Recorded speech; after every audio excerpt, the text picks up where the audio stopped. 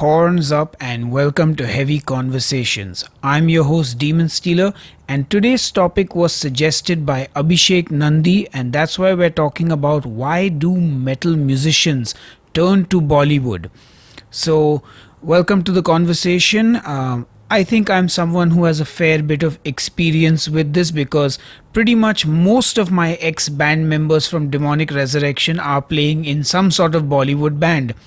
Viru plays for Salim Suleiman and he also plays for Darshan Rawal, a very popular artist. Daniel Rego plays for Arman Malik, as does Hamza Kazi from my other band Workshop. Nishit and Ashwin play with Amit Mishra. And then you have Mayank from Zignima as well, who plays with Amit Mishra as well. And there's Rahul Hariharan from Bhayanak Maut, who plays with a bunch of artists as well. So most indie musicians, a lot of the metal musicians from the Indian metal scene basically now play in Bollywood. And we're here to talk about why does this happen? What's the reason? Well, the short answer that could end this podcast right now would be that you just cannot make a living playing heavy metal music in India. That is the cold, hard truth. And I'm afraid this sentence might crush a few dreams, but it is the truth, and it's something that I've sort of had to make my peace with. I mean, look, when I started out, I had this. Even then, like even when I was 16 and I started out in 1998, I knew that I would not be able to make a living playing metal in India. The scene was just not developed and evolved enough. Let's talk about what is a metal band actually make in terms of money. If you look at the metal scene today, most bands would be lucky if they played one show a month, okay? And they would be lucky if they even got paid for that show. Most bands would get paid 10 to 15,000 rupees, which is like $100 or $200 at best, $150 $200 for a gig. If they're lucky. This is me being very optimistic. Most bands don't even get paid, but assume that they got 15,000. Heck, assume they got 50,000 rupees for a gig and they played one gig a month, and it's a 5-member band or a 4-member band. You're making 10 to 12,000 rupees a month on your gig. Music sales, I mean, let me just tell you that I don't think I have hit even $5,000 for Demonic Resurrection's entire catalog when we talk about streaming services, okay? $5,000 for all our albums. I think we're on album number 6 now. And we have some EPs and singles and all that money from 2005 right up to 2023, which is going to be almost 20 years of digital distribution in the next 2 years, is not even $5,000. So the money you're going to make from music itself, like the sale of music, take your Bandcamp, everything, if you're lucky you'll make $100 if you're lucky. And this is like the absolute top end of stuff that I'm talking about. Throw in your merch and all that, yes, you may make a little more. Say you make 25,000 rupees a month. This is, I'm talking a top tier metal band. If any of you are in metal bands, I'd love to know how many of you have ever been paid 50,000 rupees to play a gig anywhere in this country. Yeah, you could possibly have made that money maybe 10 years ago when college festivals were happening and stuff like that. But again, we're not counting all the expenses that musicians that bands incur. Sorry, not occur. So, you pay for your rehearsal space, you pay for your equipment upkeep, like so buying strings and sticks and all that stuff. And I mean, when it comes to albums and stuff, you spend on studio time, you spend on artwork. So when you look at the overall picture, most Indian bands forget about making money. Most of them are probably losing money. These days there are a few bands that are sort of, I think I would say, are doing a better job of the financial side of things, but it's not enough to actually make a living out of it. Like you'll see bands like Gutslit and Godless who will now organize tours more every couple of months they'll do like a bunch of cities together, so maybe 4 or 5 or five or six or seven or eight shows together, and they will. And again, like I said, bands are paid by like ticket sales. So if you sell so many tickets, you'll get half the gate money or something like that. Or you get the whole gate, and you have to cover your flights and hotel and all. So most of these stores are breaking even, or they are giving the bands a little bit more money, which again gets invested back into the band. So for example, Demonic Resurrection, when we were doing a fair amount of college shows and things like that, even though we were making maybe, I don't know, 50,000, 35,000, 1 lakh, 85,000, we were not doing like shows every single month. We'd do a couple of those shows and we'd collect like nearly 4 lakhs. I think we collected in 2011, and in 1 second those 4 lakhs got spent on our UK trip. The UK visa was £250 per band member. The tickets were about 500 pounds as well. So literally like the money just goes. Then when we reached the UK, you have to pay van rental. That was like 600 pounds in total for like 3 days with the driver's fee and petrol, and that's on the cheaper side.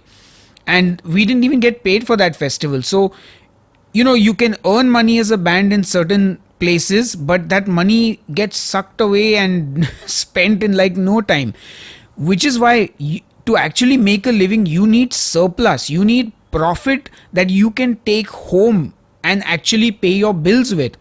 Now I don't know about you guys or where you live, but 20,000 rupees is not going to get you far in Bombay, and that isn't talking as a ideal top of the line band is what a top of the line band would actually make. So that's absolutely insane, and I think this is where you have to kind of make a choice, and this is where Bollywood kind of comes in. So if you're a metal musician, you have to decide whether you want to play metal music or do you want to play music. Because see, there are some of us like myself, I am not interested in playing guitar for a living or singing for a living or playing drums for a living. I'm interested in playing my music with my projects that I have written for a living. And that's very different from someone like Nishit or Daniel, who were in Demonic Resurrection, who want to play guitar for a living. They're not set on having one particular band and playing one particular set of songs or anything. No, Nishit just loves to play guitar. I mean, he practices, I think, still like 4-5 hours every day, if not more. And for him, just being able to play his instrument and make a living doing that, that's what he wanted. Same with Daniel. Daniel also likes to teach guitar. So that's where Bollywood and more commercial forms of music come into the picture. Because at the end of the day, if you want to make music that's personal and it's your music and stuff like that, then more often than not, you're going to have to keep that as a hobby and have some kind of a day job that gives you enough flexibility to have time to make music, but also gives you enough money to afford making music without having expectations of selling it or making a profit, or it gives you a different kind of freedom, which you will not have if it is your job, because then it's your job and you have to pay bills. So you maybe need to take work that you may not like, especially if you're starting out as a sessions musician. You might have to play with bands you don't really like, or work for a composer you're not a fan of, but just because it's a paid gig, you have to take it up. So that is, I think, where people have to kind of make the decision about whether or not they want to play metal or they want to play music or their instrument. And that's the reason why most of these guys play in Bollywood today. Because the only way you can make a living playing music is either playing with a Bollywood artist, that's where you'll make the most amount of money, or you compose for jingles or movies or things like that. And I think most of these musicians who are playing with Bollywood artists, they don't even rely on that solely for their income. I know that Nishit also composes music, Daniel does teaching, Viru also, sometimes he will teach, sometimes he's just touring too much. I think maybe drummers probably get more shows than everyone else because they are the most in demand. And that's also one of the reasons why it's hard to find good musicians to play metal in India. And the reason being, especially now, I can relate to this because Demonic Resurrection has always struggled to find drummers.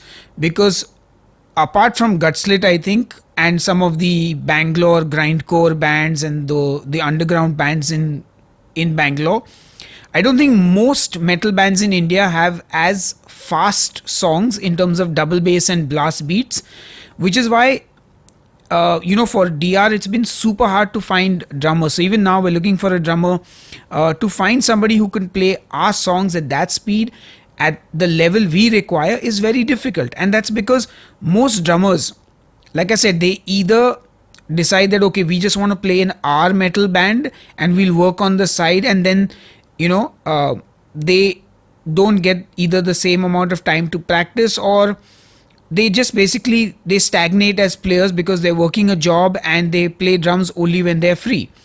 And those who want to play drums for a living, well, they don't really have time to practice double bass and blast beats because none of the Bollywood stuff needs that. When you play in Bollywood, you need to learn different kinds of grooves and you need to learn different styles of music, everything from jazz to Afro-Cuban to whatever. And you got to also be able to learn like 3 hours of material to play a wedding set list or something. So that's the thing. If you want to earn a living, these are the ways to do it with music. And again, that whole like only playing live is very difficult, even like I said, for the Bollywood guys. Of course, they are getting paid way more for shows. There each musician makes 20 to 40 to 50 to even a lakh per show, depending on how in demand they are. And Bollywood bands can play anywhere from like 5 shows in a month to 15 to sometimes even 20.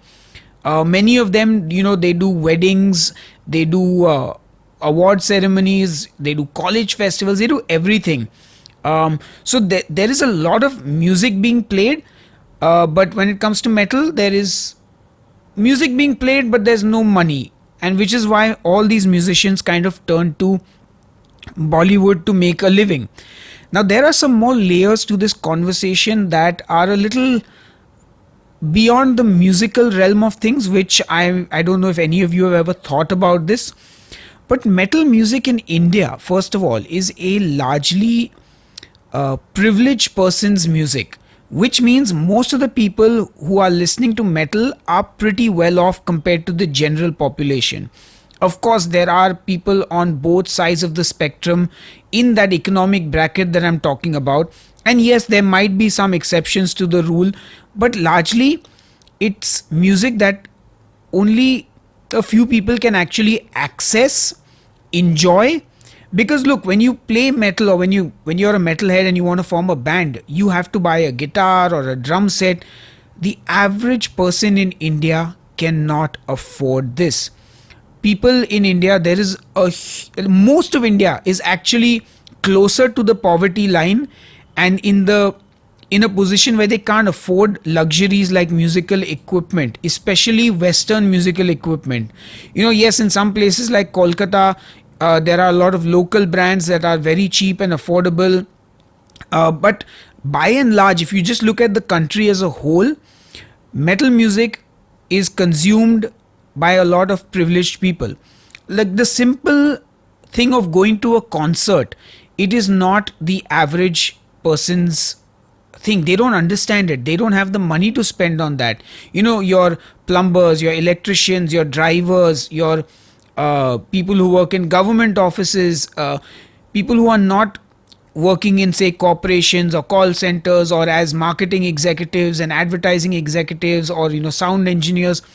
Most of those folks are not going to a club because again, there are no like small clubs here or clubs that are cheaper. Clubs and going to these kind of venues and things like that, that's all things that people who are well to do financially actually do. Whereas I think in a lot of other countries, no matter what job you're working, there's always like a cheap pub you can go to and drink. Here we have drinking places, but there's no live music there. We have dance bars and orchestras.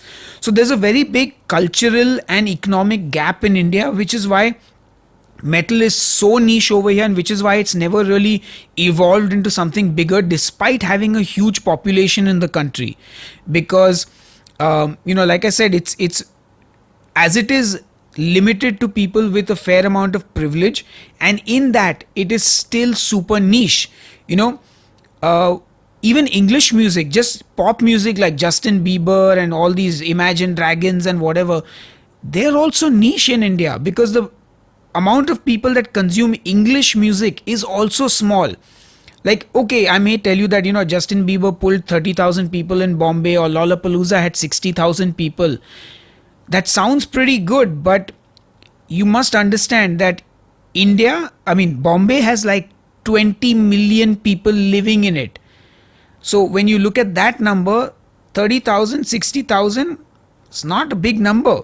And I'm not even accounting for the fact that a large part of concert goers for both these gigs, for example, would have been from outside the city. So people from nearby cities would have traveled, people from other states in India would have traveled.